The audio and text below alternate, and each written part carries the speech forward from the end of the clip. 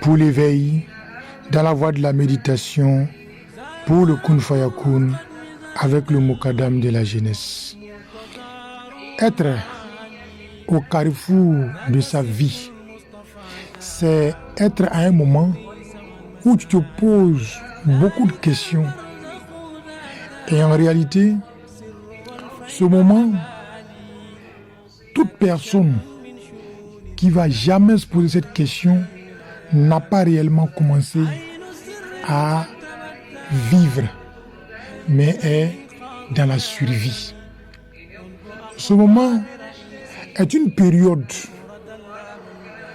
et un début d'expression de la manifestation du calife que Dieu a créé depuis le commencement, quand il a informé les anges: je vais établir mon califat sur terre. Et il parlait de notre Père Adam, à travers qui nous sommes. Pour dire que chaque être humain est le calife de Dieu, représentant de Dieu, ambassadeur de Dieu. Et cette manifestation de l'ambassadeur, du représentant, du calife de Dieu doit pouvoir être. Parce que c'est pour ça qu'on a été en réalité créé.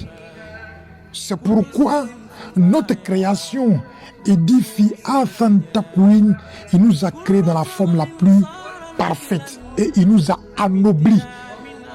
Il nous a anoblis, il nous a harmonieusement façonnés.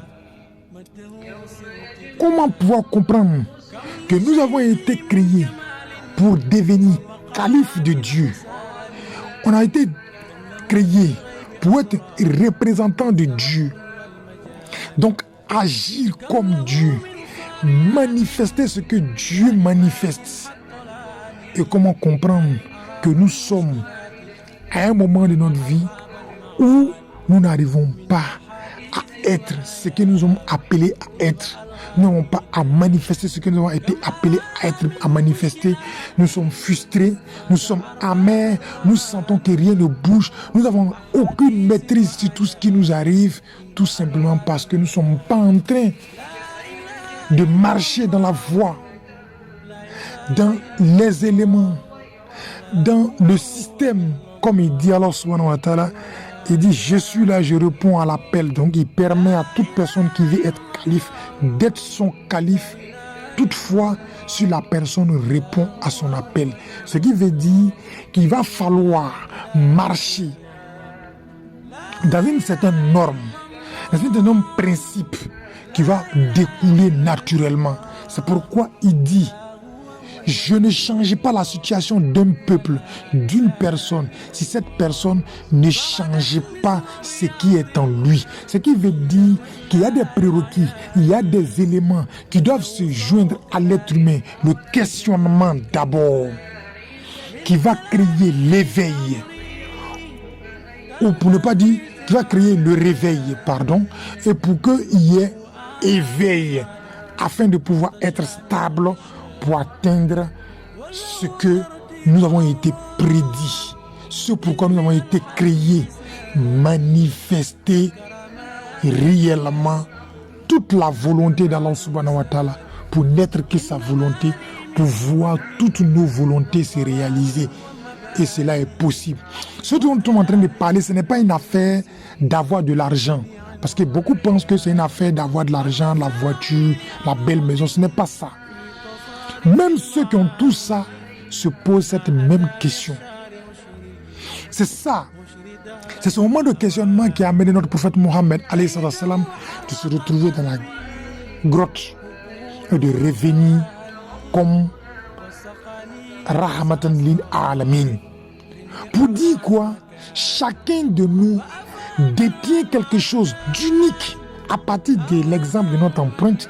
Quelque chose d'unique dont le monde a besoin, dont ta famille a besoin, dont ton peuple a besoin, ton département a besoin, ta région a besoin, ton ethnie a besoin.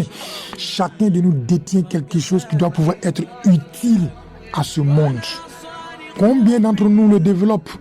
Combien d'entre nous finissent par partir de ce monde sans toutefois avoir manifesté ce pourquoi ils ont été créés, parce que se sont laissés influencer par des choses abstraites, des choses illusoires, et ont fini par partir sans être ce qui devait être, sans être le calife qui était prédit pour eux, sans toutefois être en train de voir la volonté de Dieu s'exprimer en eux, se manifester à travers eux, pour que Dieu sente le plaisir, le bonheur de les avoir créés, afin de les récompenser à la fin avec son paradis.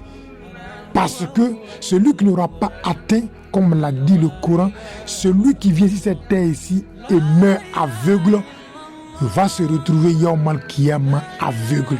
Qu'Allah donne la bonne compréhension. Wassalamu alaikum wa rahmatullahi ta'ala wa barakatuh.